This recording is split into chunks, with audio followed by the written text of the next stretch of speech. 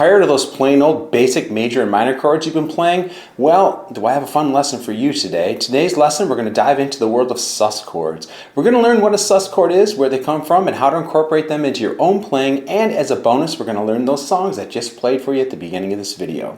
Hello everybody, welcome. Thank you for joining me today. I am Guitar Guru Jeff, teaching you the lessons I wish I would have had at your playing level and to help you learn guitar funner and faster. Let's grab our guitars and let's get going.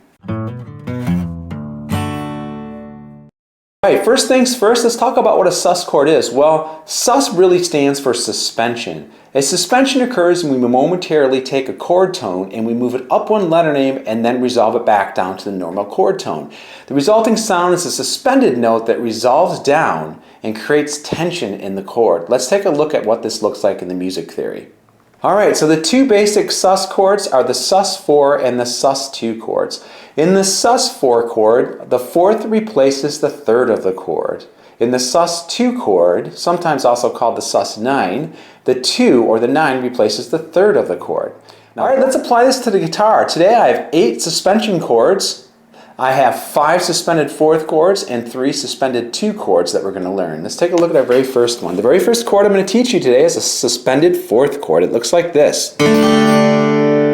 So you can see it's a D chord with this added note on top, which is the suspended fourth. Moving right along, let's learn an A suspended fourth chord. So the A suspended fourth chord would look like this.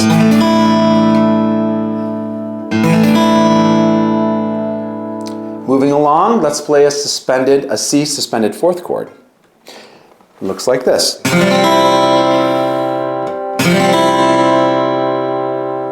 Alright, let's learn the E suspended fourth chord. It looks like this. Fingers 2, 3, and 4. Alright, and the last of the suspension fourth chords we're going to learn is the G suspended fourth, which looks like this.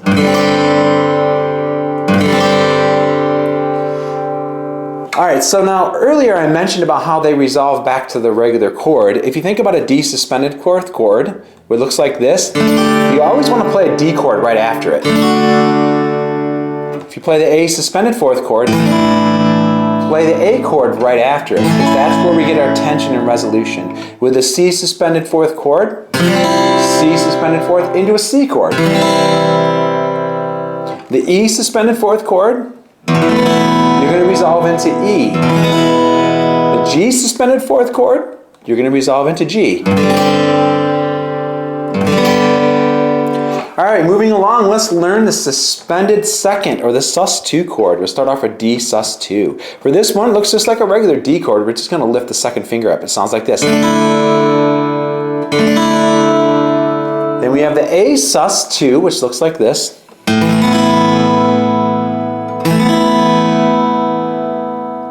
Then finally we have the C sus2, which looks like this. That's also known as a C sus9, by the way. Okay, now let's talk about how we can resolve these back to their normal chord. If we play a D sus2, we can resolve it to a D chord. Add that second finger. Hear that sound? Then we have A sus2. We're going to resolve that to an A. C suspended second, or C ninth, C suspended ninth will sound like this. Alright, now I want you to memorize these chords and start implementing them into your playing today. Alright, now let's explore how suspended chords can be used in your own playing. Now they can serve as substitutes for traditional major chords, adding a fresh twist to a familiar chord progression. It's worth noting that sus chords are commonly used as alternatives to major chords more than minor chords. They are commonly used as passing chords to create a sense of anticipation before resolving to a more stable chord. Alright, let's take a look at a common chord progression I'm going to make up for you right now and hear what it would sound like if we added sus chords to it. So let's take the chord progression G, D, E minor, and D. Now let's add some suspension to this, creating a G, D suspended fourth to D, E minor, D suspended fourth to D. So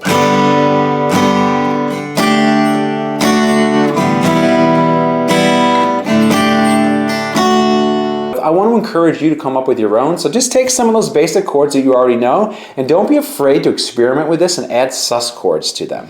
Alright, so as promised, we're going to learn those songs that I played for you in the intro of this video. Let me play them for you one more time. The very first song that we're going to be learning is a song called Free Falling. It sounds like this.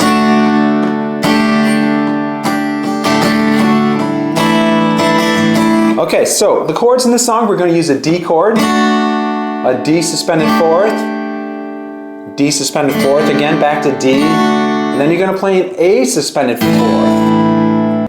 The strumming in the right hand is going to be down, down, down, up, down.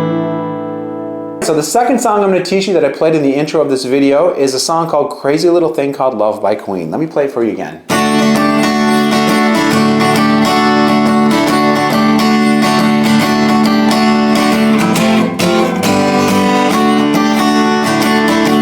Okay, so as you can probably already see, it's going to use both of the suspension chords that we've learned today, a sus4 and a sus2. And it looks like this: D chord, D suspended fourth chord, back to the D, D suspended second, back to D. So you can see how the suspension chords always go back to D. Let's talk about how we're going to strum this. It's a little bit tricky to strum this, but down, up, down, up. Up, down, up. Let me go over that slow. Down, up, down, up. Up, down, up, down, up, down, up, down, up. So it can be a little bit tricky getting your picking hand to switch at the same time as these sus chords, but go at it really slow. All right, now at the end of this, you're going to have just a plain old F chord, F chord, G chord, and then you end on a D. And that's it. Just wrapped it up. We just learned about suspended chords on the guitar. Now, as you can see, these chords can add a touch of tension and intrigue to your playing, making them a valuable tool to your musical arsenal. Now, don't forget to like, comment, subscribe, and also leave a comment letting me know what you thought of this lesson. Also, don't forget to hit that link below. Go to my website, sign up for my monthly newsletter, where I write great articles and share even more information to help you on your journey of learning to play guitar. Have a wonderful day, and see you in the next lesson.